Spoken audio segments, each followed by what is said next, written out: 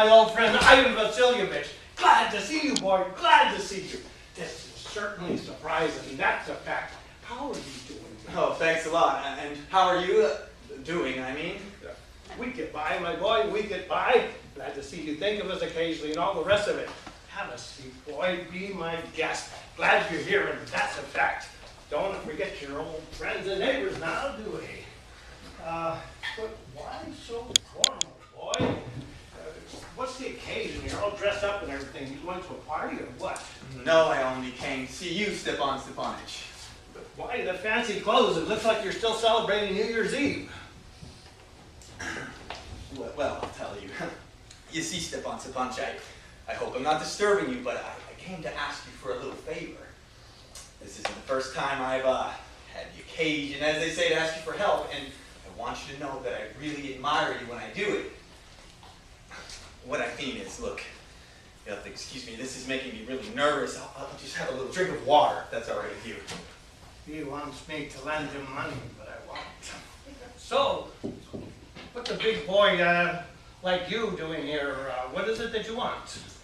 You see, I really have the greatest respect for you, Stepan Respectovich. Excuse me. I mean, Stepan, excuse me, bitch. What I mean is, look, you're the only person who can give me what I want. And I know I don't deserve it, of course, that goes without saying. And I haven't any real right to it either. Come on, boy, now speak up. What's the matter with you? What is it that you want? All right, I will. What I came for is, I came to ask for the hand of your daughter, Natasha. Oh, Mama. Ivan Vasilyevich, say that again. I don't think I caught that last part. I came to Lover boy, buddy boy. Oh, I can't tell you how happy I am and everything, and that's a fact, and all the rest of it. I have always hoped that this would happen one day. This is a dream come true. I have always loved you, boy, just like you were my own son, and you know it.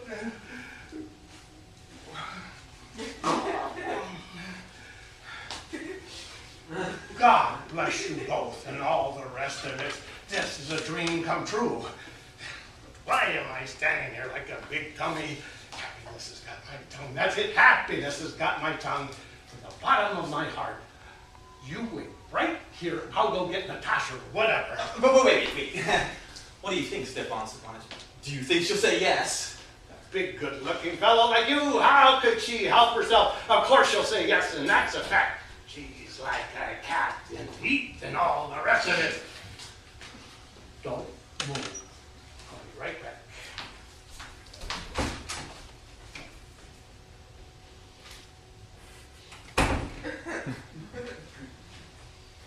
Must be cold in here. Started to shiver just like I was going to take an exam. The main thing is you have to make up your mind. Just keep thinking about it, argue back and forth, talk a lot, wait for the ideal woman or for true love, you'll never get married. Whew, it's cold in here. Natasha is a very good housekeeper. She's kind of good looking, she's been to school. What more do I need? Starting to get this hum in my ear again. Must be my nerves. And after all, I can't just not get married.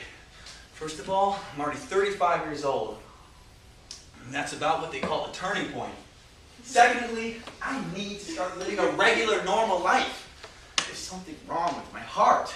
I'm always nervous as a tick, and the least little thing can drive me crazy. Like right now, for instance. My lips are starting to shudder, and this little what's-it keeps twitching in my right eyelid. But the worst thing about me is sleep. I mean, I don't. I go to bed, and as soon as I start to fall asleep, all of a sudden something in my left side goes dirk, and it pounds up into my shoulder and into my head, and I jump out of bed like a crazy man, and I walk around for a while, and I lie back down, and as soon as I start going to bed, all of a sudden something in my left side goes dirk, and this happens 20 times a night. Oh, it's you? It's just you? And Papa said go take a look in the other room. Somebody wants to sell you something. Oh well. How are you anyway? How do you do, Natasha? You'll have to excuse me. I'm still in my apron. We were shelling peas. How come you haven't been by to see us for so long? Sit down. You feel like something to eat? No, thank you. I ate already. Huh. You smoke? Go ahead, if you want to. Here's some matches. Beautiful day today, isn't it? And yesterday it was raining so hard the men in the hayfields couldn't do a thing. How many stacks you people got cut so far? You know what happened to me? I got so carried away I had them cut the whole meadow. Now I'm sorry I did. The hay's going to rot. Oh my, look at you. What have you got on those fancy clothes for? Well, if you aren't something, you go to a party or what? You know? These days. Anyway, what are you all dressed up for? Well, you see, Natasha, what I came for is, the fact is I came to ask you to listen to what I have to say. Now, of course, you'll probably be sort of surprised and maybe even get mad, but it's awful cold in here. So what'd you come for, huh? Huh? I'll try to make this brief. Now, Natasha, you know we've known each other for a long time, ever since we were kids. And I've had the pleasure of knowing your entire family. My poor dead aunt and her husband. As you know, I inherited my land from them. They always had the greatest respect for your father and your poor dead mother. The Lomovs and the Chubaikovs have always been on very friendly terms, almost like we were related. and besides, well, you know this already. And besides, your land and my land lie right next door to each other. Well, take my meadowland, for instance. It lies right alongside your birch grove. Excuse me, I don't mean to interrupt you, but I think you said my meadowland. Are you saying meadowland belongs to you? Well, yes, as a matter of fact, I am. Well, I never. Meadowland belongs to us, not you.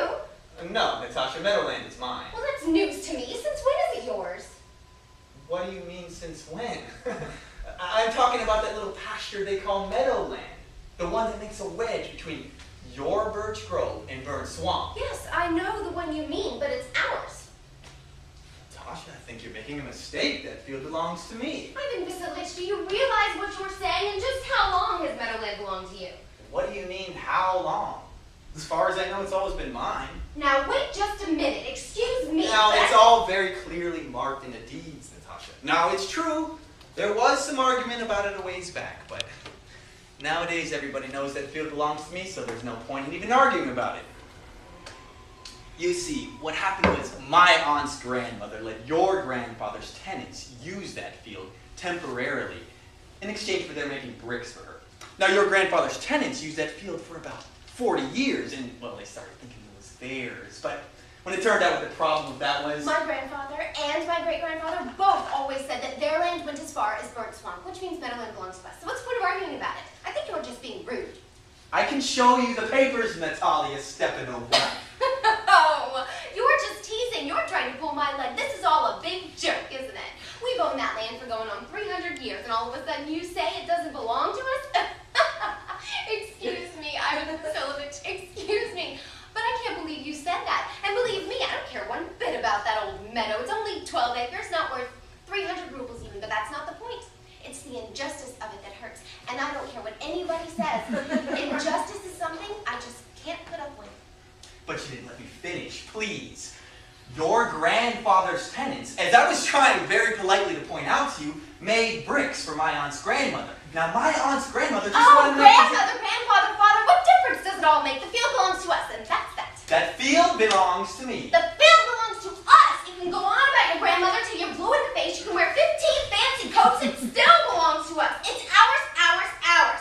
I don't want anything that belongs to you, but I do want to keep what's my own. Thank you very much. Natalia Stepanovna, I don't care about that field either. I don't need that field. I'm talking about the principle of the thing. Hey, if you want that field, you can have it. I'll give it to you. If there's any giving to be done, I'll do it. The field belongs to me. Oh, Ivan Vasilich, I have never gone through anything this crazy in all my life. Up till now, I've always thought of you as a good neighbor, a real friend. Last year, we even let you on a threshing machine, which meant we were threshing our wheat in November, and now all of a sudden you're treating us like gypsies. You'll give me my own field? Excuse me, but that's a pretty unneighborly thing to do. In fact, in my opinion, it's downright insulting. So, in your opinion, I'm some kind of claim jumper, you mean? Look, lady, I have never tried to take anybody else's land, and I'm not going to let anybody try to tell me that I have. Not even you. Meadowland is mine. You lied. It's ours. It's mine. It's ours. I'll show you. I'll send my mowers out there today. You what? I said I'll have my mowers out there today. They'll pay that field flat. You do? And I'll break their necks. You wouldn't dare.